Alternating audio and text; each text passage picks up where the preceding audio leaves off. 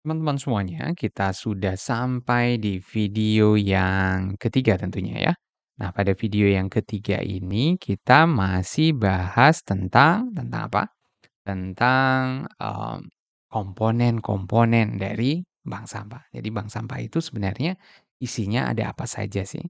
Jadi, seperti yang kita jelaskan di video yang kedua mungkin agak panjang ya, agak, detail banget karena kita bicara mekanisme kerja, yang seharusnya perlu beberapa kali pertemuan, tapi kita rangkum dalam video kurang dari 15 menit. Nah, mudah-mudahan pada video kali ini menjadi lebih pendek, kita akan berbicara tentang komponen yang ada di bank sampah.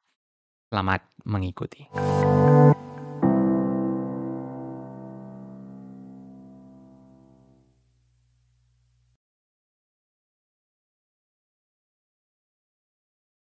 Oke, teman-teman semuanya, apa saja sebenarnya komponen dari bank sampah ya?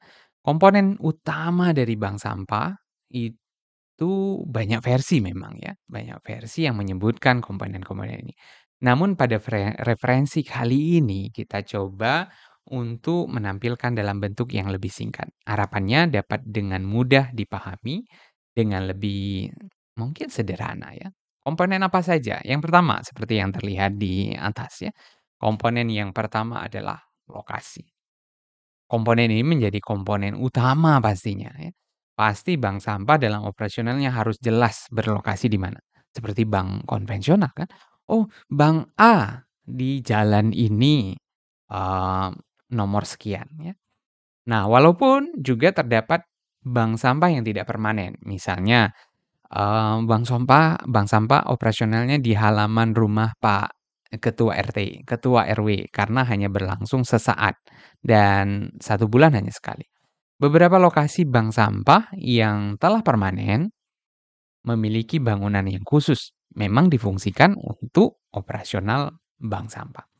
Nah, persyaratan bangunan telah disampaikan, nanti cek kembali Permen LH nomor 13 tahun 2012. Walaupun tidak sepenuhnya harus diterapkan seperti yang ada di permen tersebut. Jadi himbauannya seperti itu agar lebih mudah operasional. Ini tidak bisa kita paksakan karena ada berbagai macam keterbatasan di lapangan. Nah, komponen yang kedua, apa ya komponen yang kedua? Komponen yang kedua adalah pengelola. Pengelola bank sampah dapat berupa berbagai pihak, seperti misal bank sampah yang dikelola oleh, pemerintah misalnya, atau swasta, suatu industri, suatu BUMN, ataupun yang biasa kita kenal selama ini adalah, kelompok masyarakat yang mengelola bank sampah. Nah, ragam pengelola ini sangat tergantung dari siapa yang menginisiasi kegiatan dan bagaimana operasional di lapangan. Oke, setelah lokasi dan pengelola, ketiga apa ya? Ketiga yang paling penting teman-teman adalah nasabah. Kita sebagai masyarakat yang akan terlibat dalam pengelolaan bank sampah. Nah, dapat berupa masyarakat sekitar sekitar bank sampah tersebut maupun masyarakat, umum ya. Biasanya jika masyarakat adalah sekitar, ukuran bank sampah yang masih lokal, itu masyarakat sekitar ya. Nah, namun jika, nasabahnya sudah masyarakat secara luas ya, secara umum, maka dipastikan bank sampahnya telah berkembang pesat.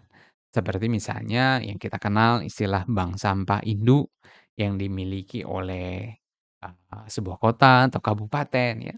Semakin umum nasabahnya, pengelolaannya semakin menantang pastinya.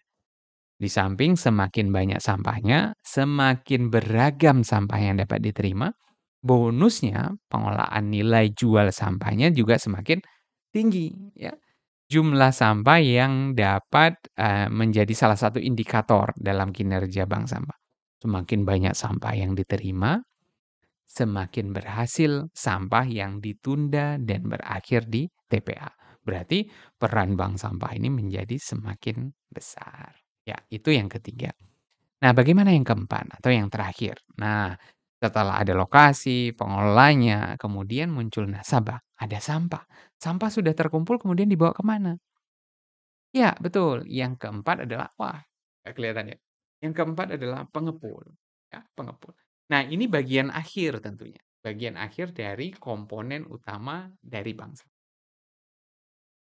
Perlu dipastikan agar pengelola dapat menemukan pengepul yang amanah, pastinya juga ramah lingkungan, tidak asal bakar sampah. Kita tutup ya. Ya, oke, tidak asal bakar sampah. Terima semua sampah, ternyata dibawa ke tempat dia, kemudian sampah tersebut dibuang atau dibakar. Nah, jika ini dilakukan, maka sama saja sebenarnya. Masyarakat saja yang bakar sampah atau buang sampah. Tidak harus mesti harus pindah tempat ke pengepulnya saja. Nah, pengepul juga diharapkan dapat memberikan pelayanan yang baik. Secara teknis, pengepul diuntungkan pastinya dengan sistem pemilahan yang sudah dilakukan oleh bank sampah. Pengepul udah lebih mudah nih, eee, kerjanya udah nggak perlu harus milah-milah lagi. Mungkin kalau pilah ya tidak harus rumit seperti itu ya. Nah, sehingga sangat wajar jika pengelola bank sampah dapat meminta untuk dapat dilayani dengan lebih baik. Misalnya dijemput sampahnya, prioritas penjemputan, harga yang berbeda dengan konsumen individual lainnya. Bahkan dalam Permen LH nomor 13 tahun 2012 tadi ya, disebutkan untuk membuat surat keterangan kontrak kerjasama dengan pengepul agar berkelanjutan. Bayarnya harus jelas, tidak mudah memang untuk menemukan pengepul yang baik. Jadi pengelola di sini tertantang ya, untuk menemukan pengepul yang baik dan dari segi lokasi dekat, pelayanan yang baik, dari harga juga semakin. Nah, teman-teman semuanya, nanti kita akan bahas di bagian yang keempat tentang bagaimana memulai bank sampah. Mudah-mudahan teman-teman dapat terinspirasi untuk memulai bank sampah di lokasi rumahnya atau di dekat dengan rumahnya. Nah, mudah-mudahan dapat diikuti dengan baik.